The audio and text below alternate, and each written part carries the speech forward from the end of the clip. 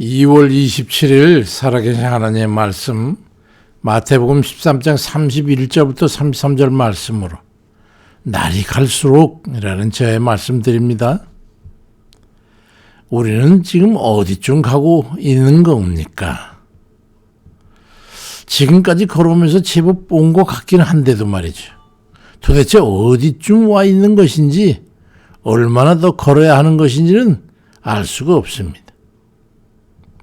오늘 본문에 보니까 마태복음 13장 31절에 또 비유를 들어 이르시되 천국은 마치 사람이 자기 밭에 갖다 심은 겨자씨 하늘 같으니 이는 모든 씨보다 작은 것이지만 자란 후에는 풀보다 커서 나무가 되매 공중의 새들이 와서 그 가지에 깃들이느니라.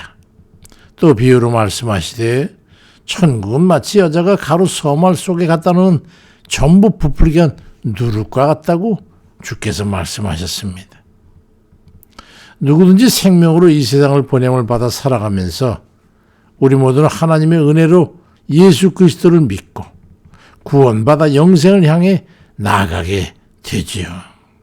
어쨌든 이르거나 늦거나 모두 부르심을 입어 영접하는 이들에게는 하나님의 자녀가 되는 권세를 허락받아가지고 살아가게 되는 겁니다.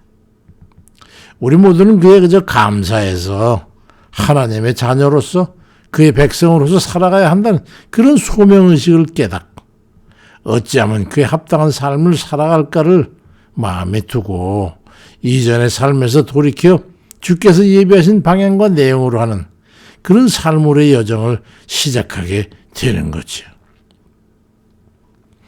어떤 이는 하나님의 자녀로서 무럭무럭 자라가는 그런 이들이 있는가 하면 또 어떤 이는 성장이 부진해서 맨날 제자리인 것 같은 이도 있지. 주님께서는 이런 우리에게 주의 사도를 통해서 말씀을 듣게 하십니다. 베드로후서 3장 18절에 우리 오직 주 예수 그리스도 우리 주의 은혜로 그를 아는 지식에까지 자라가라. 영광이 이제와 영원한 날까지 그에게 있을지어다 이 말씀합니다. 그래서 하는 말씀인데요. 우리 모두 지금 어디쯤 와 있는 겁니까? 그런 거예요. 변화를 받아 자라가야 하는 속성을 부여받은 주의 백성으로서 어떤 상태에 이르러 있느냐 하는 겁니다. 하나님의 뜻을 분별할 정도는 돼 있는 건지 그래서 깨달은 주의 말씀대로 성실하게 변화를 기하면서 더 큰 성장을 목표로 해가지고 정진해 가고는 있는지 점검해 보는 것이지. 주님께서는 겨자씨와 같이 자라가라고 말씀합니다. 그리고 가루 서말 속에 갖다 놓은 누룩과 같은 그런 역할을 하라고 말씀합니다. 겨자씨가 얼마나 작은지 보셨는지 모르겠습니다만은 바람에 날리도록 역할하는 그 복슬복슬한 그 털이 달린 아주 작은 씨에 불과하지만은 몰래 자라는 중동의 열악한 풍토에도 그 씨는 바람에 날린 먼 곳까지 날아가지고 흙에 묻히기만 하면 나와서 한 3m 정도 되는 그런 나무로 자라게 돼가지고 물총새 같은 그런 새들이 날아 깃들게 되는 그런 정도의 역할을 하지요. 그리스도의 복음이 전해지는 환경은 어느 곳에든지 열악해가지고 쉽사리 전도가 되거나 또 그리스도의 나라가 확산되기는 어렵기 때문에 연약하고 미미한 정도의 속도를 가지는 그런 속성이 있습니다. 그래서 겨자씨가 땅에 심어져 바로 해가지고 나무로서 자라는 그런 과정과 같이 어떤 나무는 자라기도 하지만 죽기도 하고 자라다가 또 미미한 생장을 하게 되는 그런 걸 상징하고 있죠. 하나님의 자녀로서 이 세상에 살아가는 것이 절대 쉽지 않은 것을 말씀하고 있는 거예요. 그렇지만 또 생장하게 되기만 하면 또 어엿한 나무로서 역할을 또 본분을 다하게 된다고 하는 겁니다. 우리 모두 꾸준히 변화와 성장을 기하는 그런 신앙생활을 해나가야 됨을 의미하는 겁니다. 에베소 4장 13절 이하에 우리가 다 하나님의 아들을 믿는 것과 아는 일에 하나가 돼서 온전한 사람을 이루어 그리스도의 장성한 분량이 충만한 데까지 이르리니 범사에게 그에게까지 자랄지라. 그는 머리니 곧 그리스도라고 말씀합니다. 그런가 하면 가루 소말 속에 갖다 놓은 누룩같이 들어가는 주의 말씀은 말이죠. 누룩이 무엇에 사용되는지 아시죠? 술밥을 만들고 거기다 누룩을 버무려 놓으면 발효가 돼가면서 술이 되는 거예요.